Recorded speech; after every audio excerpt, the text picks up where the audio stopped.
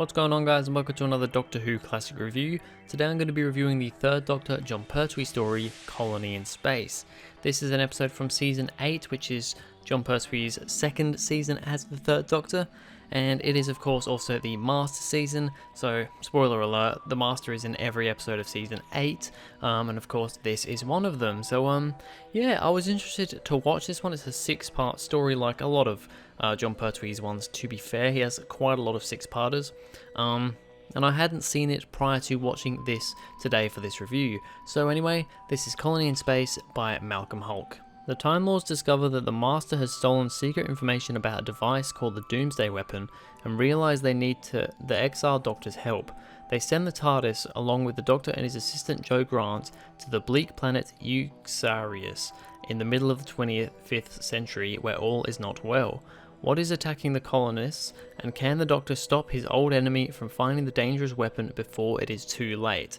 So that is the back of the DVD there. Now, it's quite interesting that they literally, the first line of it is about the Master finding this Doomsday Weapon, because you actually don't find out about that until about episode 5, I think, out of 6, and the Master doesn't even appear until, I believe it's part 4, so yeah, you know, the Doctor basically at the start gets this, he's in the TARDIS ends up flying away, the Time Lords take control of the TARDIS, but we don't know why, the Doctor doesn't know why, until the Master's revealed, and then the Master eventually, you know, brings up this Doomsday Weapon. So having that on the back of the DVD is a bit strange, because it doesn't really happen straight away. It's, you know, over halfway through the story until that part actually comes to fruition, so a little bit interesting on that front, I thought. But anyway, let's get started with the cast.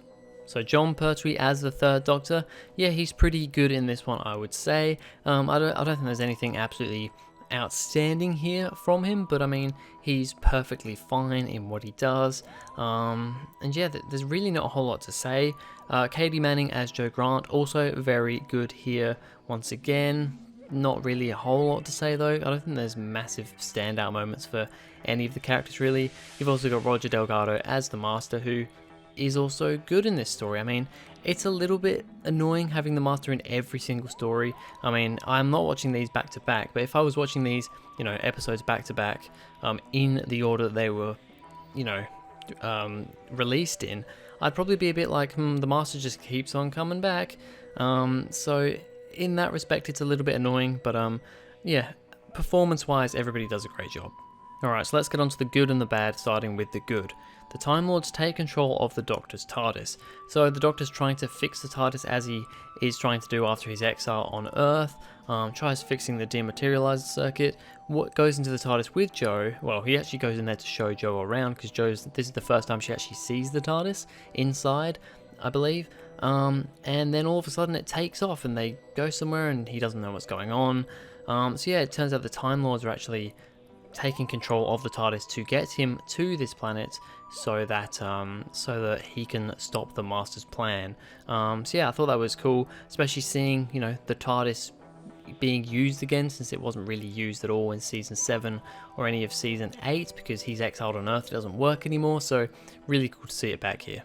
Humans left Earth in 2471 and found a colony on the planet Euxarius. I'm probably pronouncing that wrong, but yeah, basically this whole story is about a colony in space. It's a colony from Earth. Basically, Earth's got to such a bad point by the year 2471 that it's, I don't know, I suppose no longer habitable, or it's just at a really bad point they need to move. So they move to this planet. I think different colonies split up around the universe, around the galaxy, and yeah, you have this group of colonists on this planet. So I mean, it's a pretty basic story in that regard. You know, humans moving from Earth because it's inhabitable and moving to a different planet. But yeah, it is cool. I do like seeing these sort of stories. The Doctor fighting the native creatures. So yeah, the Doctor has a moment where he's like, you've got these native creatures which they carry like spears around a lot of the time. He fights 3 of them, grabs a spear off and has a good little battle with them, and ends up winning. I really like when the Doctor, and especially the third Doctor, because of his old, you know, Venusian Aikido, which he actually uses a couple of times in this episode, when he does stuff like that and the whole, you know, martial arts type thing, I just think it's really fun. the mineralogists using robots to fake the monster attacks. So basically, when they get to this planet, they figure out that these colonists have been noticing this monster attacking them, and figure out what it is. And it turns out that it's actually this other group of mineralogists from Earth who are here to kind of, take this valuable mineral from the planet.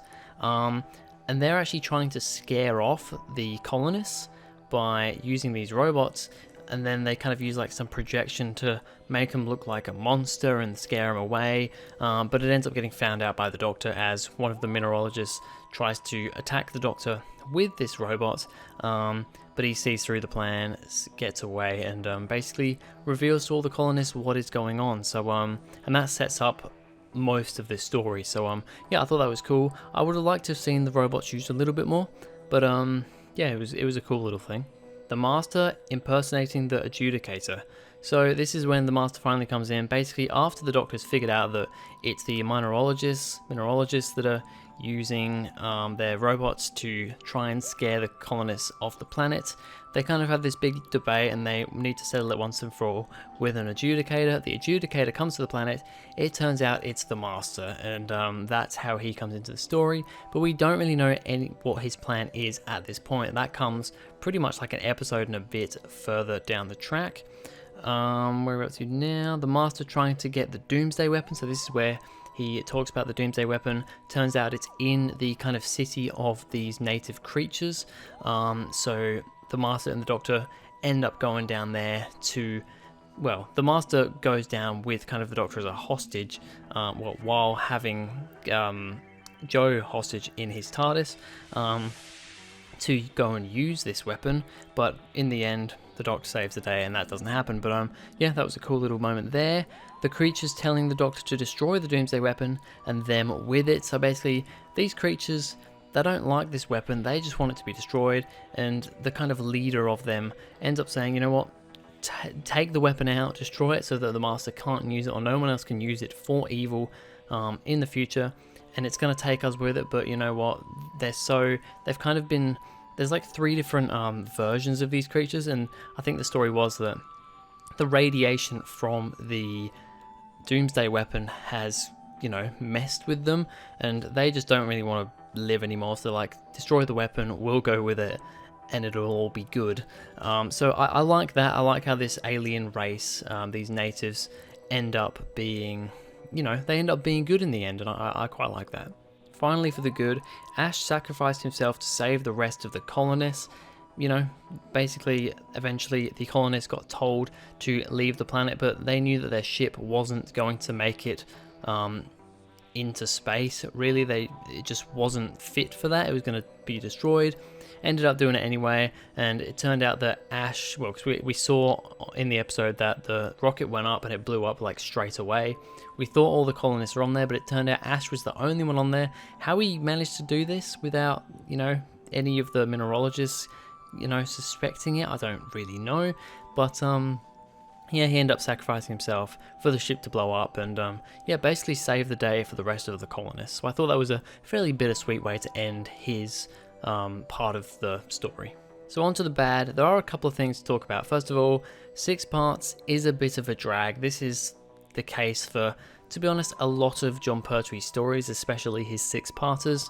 They just drag on a little bit. I didn't think this one was too bad, but there was a lot of stuff in between of just random fight scenes, which were fun, but they were just kind of all the same. They just kept on popping up every episode or so. So yeah, 6 parts, dragged a bit. Could have been a 4-parter, would have been really good. I say this quite a lot. It's a bit of a basic human colonization story. I mentioned this before, but although I do quite like it when they have these colonizations of humans leaving Earth because Earth's inhabitable, no longer habitable. Inhabitable? Yeah, sure. I like those sort of stories, but they do get overdone a little bit, and it is a fairly basic one with that. So there is that. There's also the fact that I thought the aliens were used decently. I think they could have been used a little bit more. Well, not aliens, but the natives of this planet. I think towards the end of the episode, they were used a lot better. I would have liked to see a little bit more with them though, but something that I've literally only just thought of now, The robots. I would have liked to see the robots used a lot more. I mean, the cover photo of the DVD is the Master and the Doctor with one of the robots behind them lurking in the background as this big thing.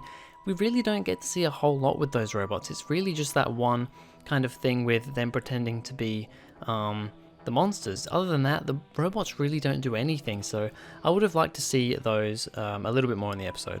So a rating out of 10, I'm going to give Colony in Space an 8 out of 10. I've actually dropped it down half because I didn't have the points about the robots or the creatures not being used very much in here. It's just something I've thought of now. I did have it at an 8.5 out of 10 because there is a lot of good stuff to say about the story, but I've dropped it down to an 8 just because of those couple of points that I've really just come up with and thought of while recording this. So yeah, an 8 out of 10 for Colony in Space.